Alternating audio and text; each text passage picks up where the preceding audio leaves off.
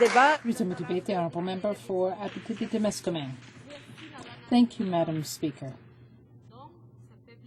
I'm pleased to be able to participate in the debate on this motion. I have a background in health, and I'm very pleased to therefore take part in this kind of debate, especially when it comes to children's health. This motion calls on the House to coordinate with the provinces and territories, as well as with health professionals, to educate young people about obesity and the associated problems.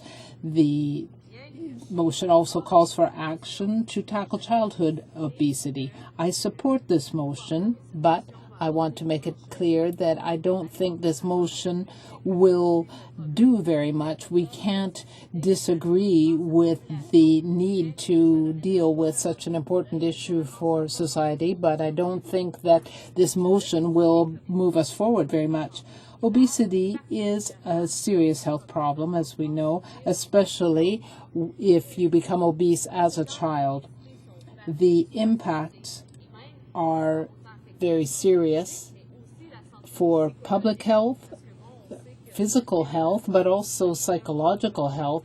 As we know, obese children tend to be more isolated. They seem to have lower self-esteem and less interaction with others. So we have to look at both the psychological and the physical aspects of this problem. Young people who are obese may not be able to do various activities with their friends. They may later have cardiovascular disease, a shorter life expectancy. So there are a lot of problems associated with obesity.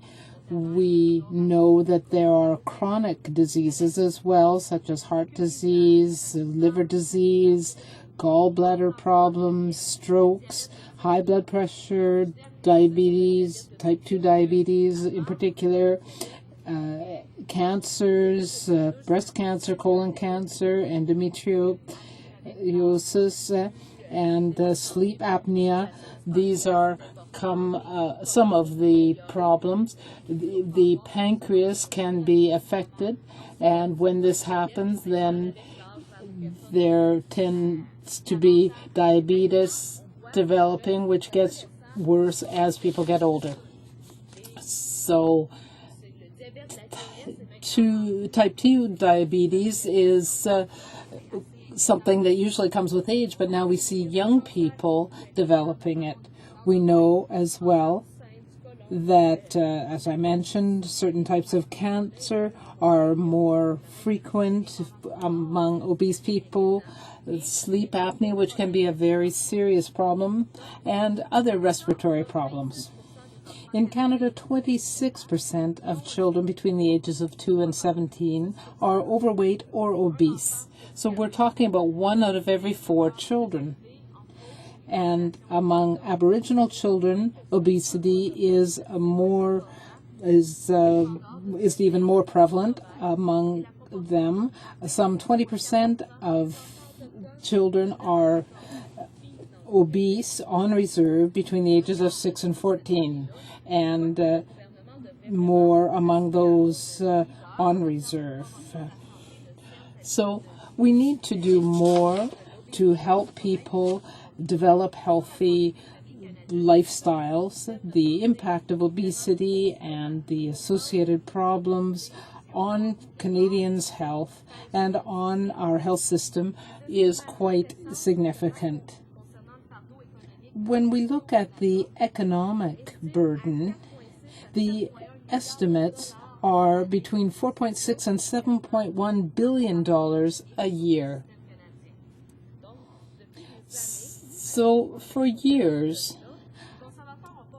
the Conservatives have not really shown any leadership in the health field, in particular when it comes to regulating unhealthy foods, providing full treatment for people who are suffering obesity, and funding physical activity programs. Although the motion deals with obesity, it does not have any concrete measures to deal with the problem. In 2007, and a number of my colleagues were here in the chamber at that time, the Standing Committee on Health published a report entitled Healthy Weights, Healthy Children, containing 13 recommendations. In particular, it urged the government to set targets with support programs to reduce childhood obesity by 10% between now and 2020. The committee recommended also that immediate steps should be taken to tackle childhood obesity among Aboriginal people. The report sets out progressive strategies and concrete action to reduce childhood obesity. There's really an action plan in this report. We have the data.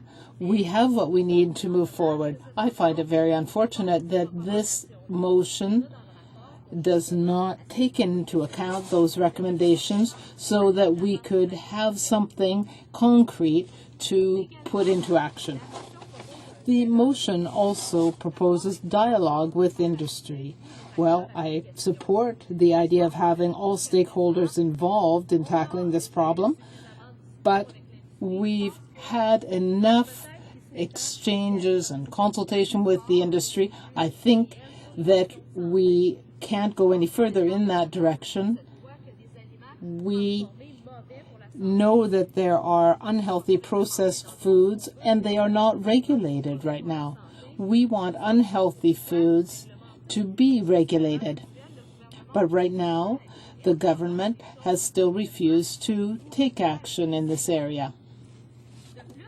Moreover, I think that there is something key missing in this motion, and that is that the socio-economic factors involved in obesity are not taken into account. I think it is no coincidence that Aboriginal children are those who are most affected. We know that also that families who are struggling financially will have a harder time providing healthy, balanced meals to their children. For example, here 2 liters of milk might cost $2.85 and 2 liters of Coke might cost 85 cents.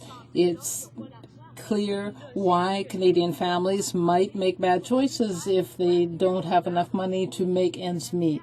We need to have good, affordable choices available to Canadian families if we want families to be healthier and children to be healthier. I want to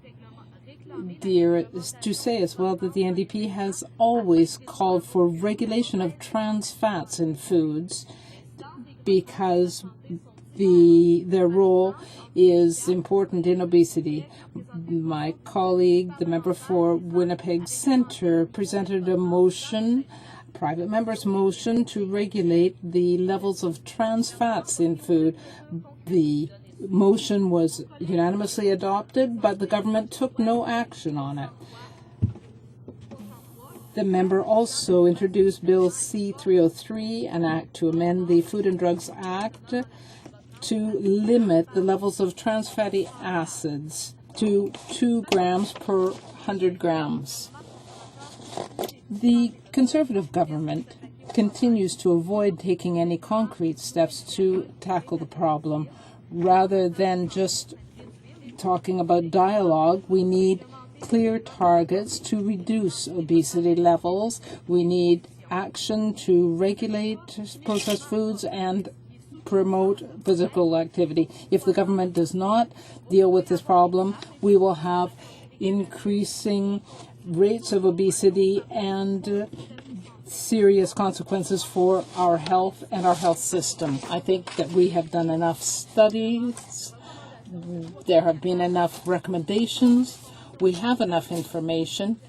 We need concrete action and a much more proactive action plan so that we can take concrete steps to deal with obesity, and our children are in need of this. Resuming debate,